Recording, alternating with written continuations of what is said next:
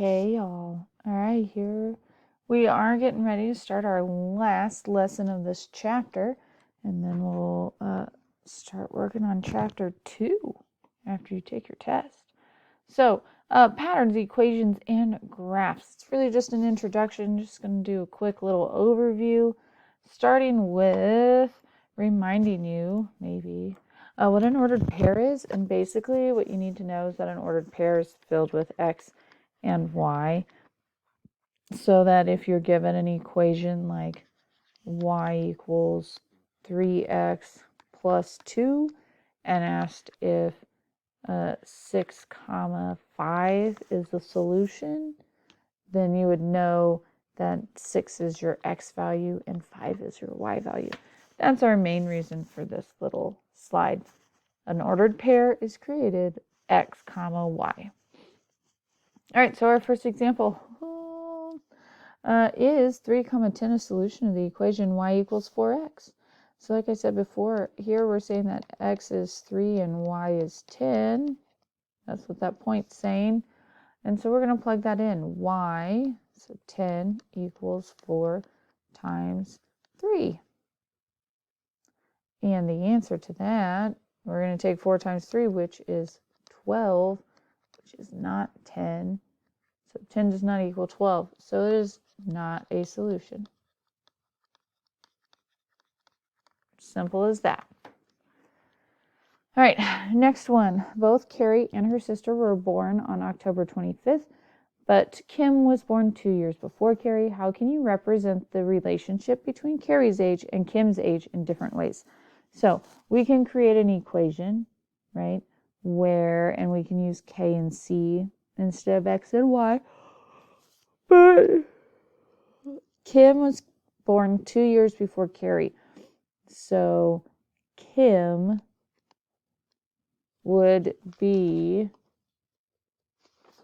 Carrie plus 2. So Kim equals Carrie plus 2. With me? So that's my equation. I can create a table in which I have Carrie as my x value and Kim as my y value. And when Carrie was 0, Kim was 2. And when Carrie was 1, Kim was 3. When Carrie was 2, Kim was 4. And 3 means she was 5. And we could go on to say when Carrie's 10, Kim was 12, right? So that's another way. So equation, table, where I can create a graph.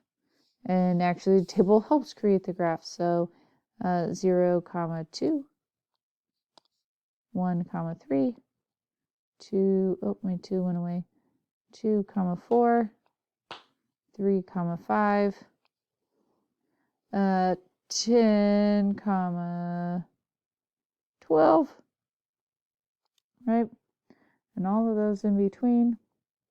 And really, because it's years, I should draw a line. My lines are crazy not straight, see? Because I can't see what I'm drawing on my tablet. So I'm going to do the best that I can do. Hey, that wasn't so bad.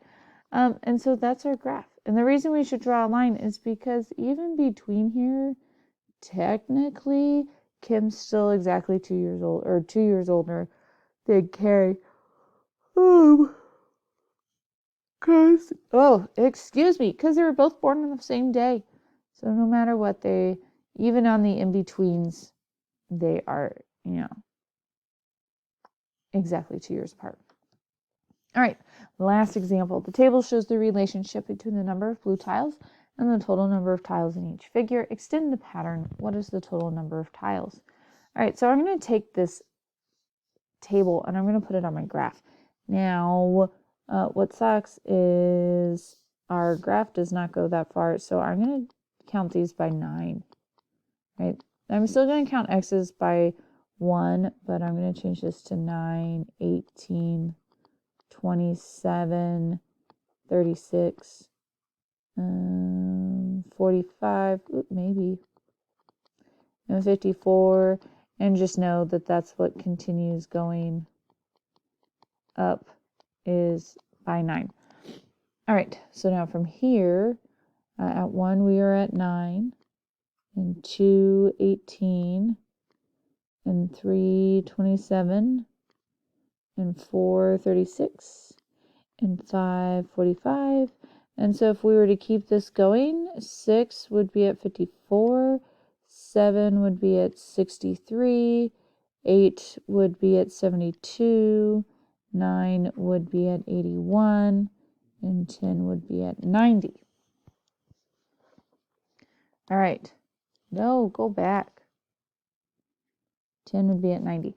Okay, so now from here, what is the total number of tiles in the figure with 8 blue tiles? So what I'm going to do is I'm going to go on my graph where 8 is, and I'm going to come up to my dot. So there's 8 blue tiles, and I didn't write it over here. So it's at 54, so 63, 72.